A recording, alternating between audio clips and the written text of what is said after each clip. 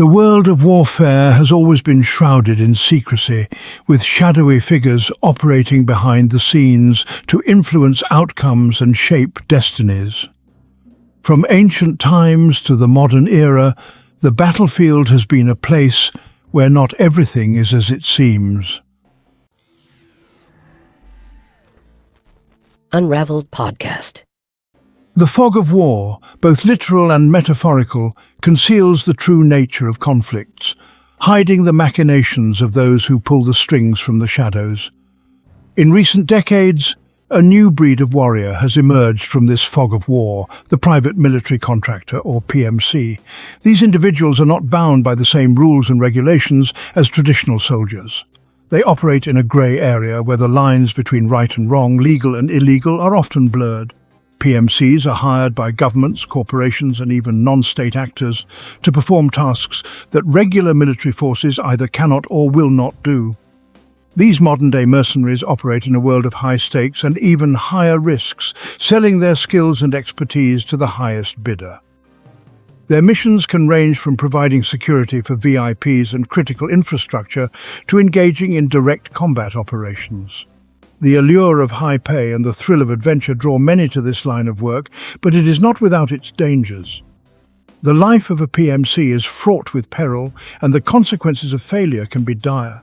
From the battlefields of Iraq and Afghanistan, where they have been involved in everything from convoy protection to counterinsurgency operations, to the conflict zones of Africa and the Middle East, where they often operate in some of the most dangerous and unstable regions of the world, PMCs have become an increasingly integral part of modern warfare. Their ability to deploy quickly and operate with a high degree of autonomy makes them a valuable asset in the ever-changing landscape of global conflict.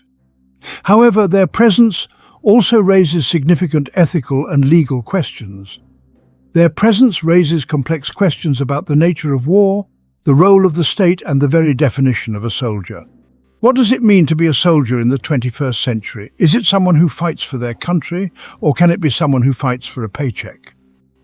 The rise of PMCs challenges traditional notions of military service and loyalty.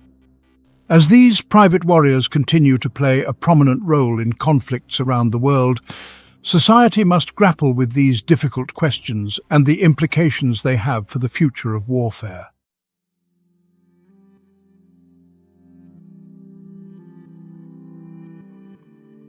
The global security market, encompassing everything from private security guards to high-end military contractors, is a multi-billion-dollar industry. Within this vast and often opaque market, PMCs occupy a distinct niche, providing a range of services that go far beyond traditional security detail. These services can include military training, logistics support, intelligence gathering, and even direct combat operations. The demand for such services is driven by a complex interplay of factors, including the rise of terrorism, the proliferation of weapons, and the increasing instability of many regions around the world. The concept of mercenary soldiers is not new. Throughout history, rulers and states have often relied on paid fighters to supplement their own armies or to carry out specific military objectives. The ancient Greeks, for example, were well acquainted with the use of mercenaries, known as xenoi, or foreigners. These mercenaries were often skilled warriors from regions such as Thrace or Crete, renowned for their martial prowess and willingness to fight for pay. The medieval and early modern periods witnessed a flourishing of private armies, often blurring the lines between mercenary forces, feudal levies and state-sanctioned privateers. The feudal system itself, with its complex web of oaths and obligations, could be seen as a form of privatized warfare, where lords commanded their own vassals in service to their liege lord, often in exchange for land or other privileges. This decentralized military structure often resulted in fragmented power structures and frequent conflicts between rival lords, each seeking to expand their influence and territory. In the Italian city-states of the Renaissance, a unique form of mercenary captain emerged, the condottiero. These military entrepreneurs commanded private armies known as compagnie di ventura, comprised of professional soldiers from across Europe. These companies were often highly disciplined and well-equipped, capable of conducting complex military operations. Beyond Italy, the Renaissance saw the rise of other notable mercenary forces. In the Holy Roman Empire, the Landsknechts, mercenary pikemen and arquebusiers, gained a fearsome reputation for their discipline, fighting prowess, and distinctive flamboyant attire.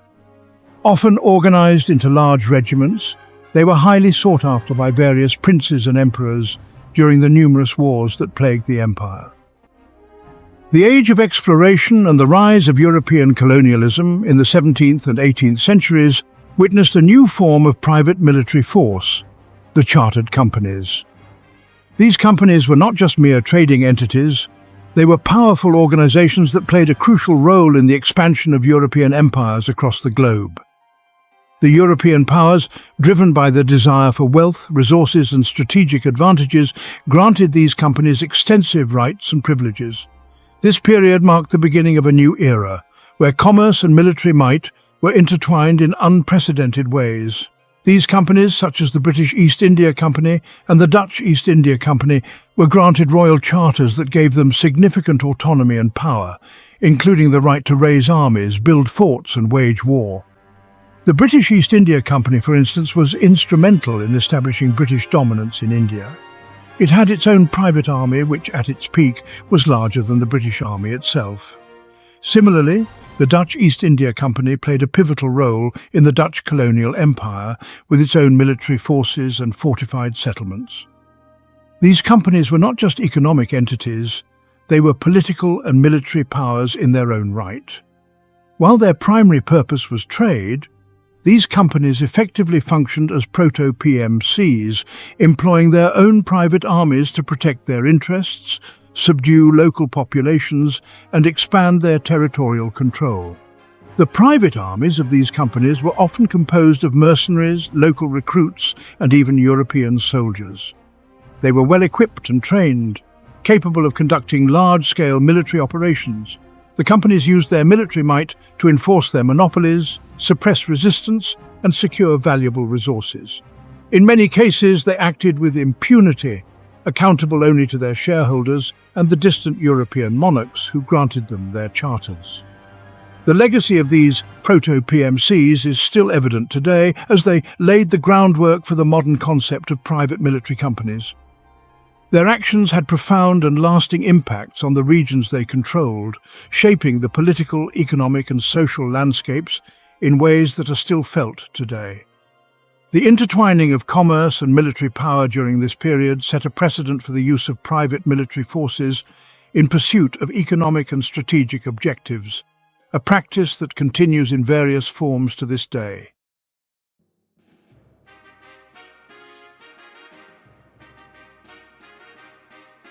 The 18th and 19th centuries saw a gradual decline in the use of traditional mercenary forces in Europe. The rise of nationalism, coupled with advancements in military technology and organization, led to the creation of larger, more professional standing armies loyal to their respective nation-states.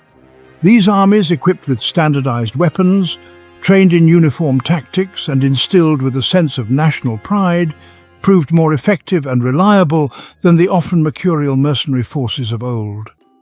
The Cold War, while often characterized by proxy wars and ideological struggle, also saw the seeds sown for the modern private military industry. While large standing armies clashed in hypothetical scenarios, covert operations and the need for deniability fueled a demand for specialized skills outside traditional military structures. This era marked a turning point, where the lines between government intelligence agencies, private companies, and mercenary activities became increasingly blurred. The invasion of Iraq in 2003 marked a watershed moment for the private military industry, thrusting companies like Blackwater USA into the global spotlight. The US government, faced with a protracted insurgency and a reluctance to commit large numbers of ground troops, turned to PMCs to fill critical gaps in security, logistics, and even direct combat operations. This reliance on private military contractors had profound implications for the conduct of the war and raised serious questions about accountability, transparency, and the very nature of modern warfare. Section 3. Beyond the battlefield. The expanding roles of PMCs in the 21st century. While the wars in Iraq and Afghanistan brought the role of PMCs in direct combat operations to the forefront, the industry's reach extends far beyond the traditional battlefield. In the 21st century, PMCs have diversified their services, taking on a wider range of roles in conflict and post-conflict environments, further blurring the lines between military, political and commercial activities. Section 4. The corporate face of modern warfare, examining the structure and operations of PMCs. Understanding the modern PMC industry requires looking beyond the image of heavily armed contractors patrolling the streets of Baghdad. These companies, while often associated with combat operations, are complex businesses with sophisticated corporate structures, global reach, and a diverse workforce. Examining this corporate face of modern warfare reveals the intricate web of financial interests, legal loopholes, and ethical dilemmas that define the industry. Section 5. A legacy of controversy, accountability, transparency, and the ethics of privatized warfare. The rise of the private military industry has sparked heated debate about the accountability, transparency, and ethics of privatized warfare. Critics argue that the use of PMCs undermines democratic control over the military, erodes international humanitarian law, and increases the risk of human rights abuses. The lack of transparency in PMC operations, the difficulty in prosecuting crimes committed by contractors, and the potential for conflicts of interest fuel these concerns. Blackwater, a legacy of controversy. No name evokes the controversies surrounding PMCs more than Blackwater. Founded in 1997 by former Navy SEAL Eric Prince, Blackwater quickly ascended to become a dominant force in the burgeoning private security market following the 9/11 attacks. The company, headquartered in North Carolina, boasted a sprawling training facility and attracted a workforce largely composed of former military and law enforcement personnel, many with elite backgrounds. G4S, security giant grappling with scandals. While Blackwater might be the most notorious name in the PMC world, G4S, a British multinational security services company, dwarfs it in sheer size and scope of operations. With over 500,000 employees operating in over 90 countries, G4S provides a vast array of services, from guarding facilities and managing prisons to providing security for major events and transporting cash. This sprawling presence, spanning both developed and developing countries, however, has often been accompanied by controversy and accusations of misconduct.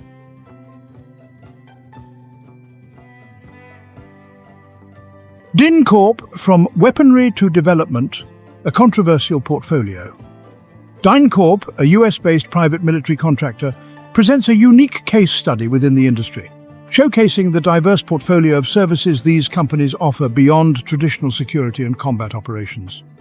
Originally founded in 1946, DynCorp's early activities focused on aviation maintenance and training, but the company gradually expanded its operations to encompass a wide range of government contracts, including logistics support, intelligence gathering, and even international development projects. Section 4. Wagner Group, Russia's shadow army. While Western PMCs often dominate headlines, the Wagner Group, a shadowy private military company with close ties to the Russian government, has emerged as a significant player in the global security landscape. Shrouded in secrecy and operating with little transparency, the Wagner Group has been linked to conflicts in Ukraine, Syria, Libya, and several African countries, often acting in concert with Russian foreign policy objectives. Section 5. Academy rebranding Blackwater, seeking redemption. Following the Nisour Square massacre and the ensuing damage to its reputation, Blackwater underwent a series of rebranding efforts in an apparent attempt to distance itself from its controversial past. In 2009, the company was sold and renamed Zer Services LLC, but this change failed to shake off the negative associations. In 2011, another rebranding effort led to the creation of Academy, a name intended to evoke professionalism, training, and a renewed focus on ethical conduct. Section 1. The accountability gap: who controls the dogs of war? The rise of PMCs has exposed a gaping accountability gap in the modern battlefield. While traditional militaries are bound by international law, civilian oversight, and a robust system of military justice, PMCs often operate in a legal and ethical grey zone. This lack of accountability raises serious concerns about the potential for human rights abuses, war crimes, and a general erosion of ethical conduct in conflict zones. Section 2. Profit versus peace, the moral hazard of mercenaries. The profit motive, inherent in any business, takes on a particularly troubling dimension when applied to the realm of warfare. While PMCs often provide valuable services and expertise, their for-profit nature creates a moral hazard where the pursuit of financial gain can come into conflict with the pursuit of peace and the protection of human life. Section 3. Legal grey zones, navigating the murky waters of PMC operations. The legal landscape surrounding PMCs is notoriously complex and often ambiguous, creating a minefield for both companies and the governments that employ them. Existing international law, primarily the Geneva Conventions and the UN Mercenary Convention, while providing a framework for regulating armed conflict, often proves inadequate when applied to the unique status of PMCs and the evolving nature of modern warfare. Section 4. The erosion of state sovereignty, outsourcing power, undermining authority. The increasing reliance on PMCs raises fundamental questions about the erosion of state sovereignty and the blurring of lines between public and private power. When states outsource core functions, such as the use of force and the protection of national interests, to private companies, it can undermine democratic control over the military, weaken civilian oversight, and create a dangerous dependence on private actors with potentially conflicting interests.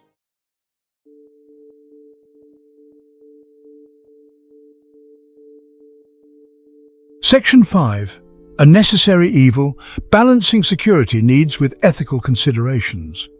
The ethical debate surrounding PMCs often boils down to a fundamental question. Are they a necessary evil in a world of complex security challenges, or do they represent a dangerous and slippery slope towards the privatization of war and the erosion of ethical norms? Proponents of PMCs argue that they provide valuable services, filling critical gaps in military capabilities, offering specialized expertise, and allowing states to respond to crises more flexibly and efficiently. Section 1. The evolving geopolitical landscape. PMCs as tools of influence. The 21st century has witnessed a shifting geopolitical landscape characterized by the rise of new global powers, the resurgence of great power competition, and the proliferation of asymmetric threats. In this volatile environment, PMCs have emerged as valuable tools of influence, offering states and other actors a discrete and often deniable means of projecting power, advancing interests, and shaping events on the world stage. Section 2. The new arms race. Technological advancements and the future of private warfare. The rapid pace of technological advancement, particularly in areas like artificial intelligence, robotics, and cyber warfare, is poised to reshape the landscape of warfare in the 21st century. These emerging technologies, while offering the potential for greater precision and efficiency in military operations, also raise profound ethical and strategic questions about the future of conflict and the role of private actors in this evolving battle space. Section 3. Regulating the ungovernable. The challenge of international oversight and control. The globalized nature of the PMC industry, coupled with the often ambiguous legal landscape surrounding its activities, poses significant challenges for international oversight and control. Efforts to regulate PMCs face numerous obstacles, including the lack of a universally accepted definition of private military company, the diverse range of services they offer, the extraterritorial nature of their operations, and the reluctance of some states to cede sovereignty over matters of national security. Section 4. A world without war. The potential impact of PMCs on conflict resolution. The increasing privatization of warfare raises fundamental questions about the future of conflict and the prospects for achieving a more peaceful world. While some argue that PMCs, by offering a discreet and efficient means of managing conflicts, can contribute to stability and reduce the likelihood of large-scale wars, others contend that their involvement can exacerbate tensions, prolong conflicts, and undermine efforts to achieve lasting peace. Section 5. Navigating the ethical labyrinth towards a responsible and accountable PMC industry. The ethical dilemmas surrounding the use of PMCs are complex and multifaceted, demanding careful consideration and a commitment to upholding human rights, international law, and the principles of a just and peaceful world. As the industry continues to grow and evolve, navigating this ethical labyrinth requires a proactive and collaborative approach involving governments, international organizations, civil society, and the PMC industry itself. The shadowy world of PMCs presents a stark paradox in modern warfare. On the one hand, these private entities offer a seductive blend of efficiency, specialized expertise, and operational flexibility, often surpassing the capabilities of traditional militaries in certain domains. Governments faced with resource constraints, political pressures, and the complexities of 21st century conflicts find themselves increasingly drawn to the allure of outsourcing security functions to private actors. Section 2. The human cost of conflict beyond the balance sheets.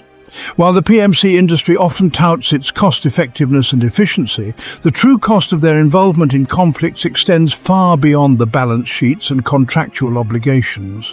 The human cost of war, the loss of life, the displacement of populations, the psychological scars that linger long after the guns fall silent, cannot be quantified in financial terms or neatly captured in corporate reports.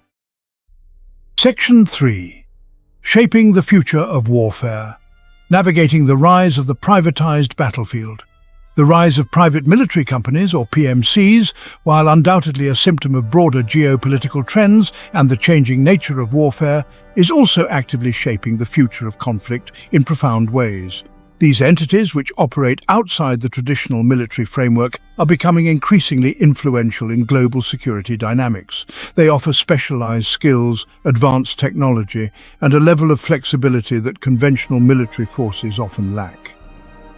This shift is not just about the privatization of force, but also about the transformation of how wars are fought and who fights them. As technology advances at an exponential pace, blurring the lines between human combatants and autonomous weapon systems, the battlefield is becoming more complex and unpredictable. Drones, AI-driven surveillance, and autonomous weapons are no longer the stuff of science fiction. They are integral components of modern warfare. These technologies are not only changing the tactics and strategies employed in conflicts, but also raising ethical and legal questions about accountability and the rules of engagement. As states grapple with a complex web of transnational threats, including terrorism, cyber attacks, and geopolitical rivalries, the traditional boundaries of warfare are dissolving. Governments are increasingly relying on PMCs to fill the gaps in their military capabilities, whether for logistical support, intelligence gathering, or direct combat operations. This reliance on private entities introduces new variables into the equation, complicating the already intricate landscape of international security. The role of PMCs is likely to become even more prominent in the coming years. Their ability to operate in grey areas, where state actors may be constrained by political or legal limitations, makes them invaluable assets in certain scenarios. However, this also raises concerns about oversight, accountability, and the potential for abuse. The privatization of military force demands a fundamental reassessment of how we govern the use of force in the 21st century. It challenges existing legal frameworks and necessitates new forms of regulation to ensure that these powerful entities operate within the bounds of international law. As we navigate this new era of privatized warfare, it is crucial to engage in a global dialogue about the ethical, legal, and strategic implications of this trend. Policymakers, military leaders, and legal experts must work together to develop robust frameworks that can effectively govern the use of PMCs. This includes establishing clear guidelines for their engagement, ensuring transparency in their operations, and holding them accountable for their actions. Only through such comprehensive measures can we hope to manage the complexities of modern warfare and safeguard global security in an increasingly privatized battlefield. Section 4. The Moral Imperative. Seeking ethical solutions in a complex world. The ethical dilemmas posed by the PMC industry are not easily resolved, nor can they be ignored or dismissed as an unavoidable consequence of a complex and dangerous world. The use of force, regardless of who wields it, carries with it a profound moral responsibility to protect human life, minimize suffering, and adhere to the principles of international law and human rights. Section 5. Towards a new paradigm of security balancing national interests with global responsibility. The challenges posed by the PMC industry are not merely technical or legalistic in nature. They are fundamentally ethical challenges that demand a re-examination of our values, priorities, and responsibilities in an interconnected world. As we navigate an increasingly complex and uncertain security landscape, characterized by both traditional and non-traditional threats, the need for a new paradigm of security, one that balances national interests with global responsibilities, becomes ever more apparent.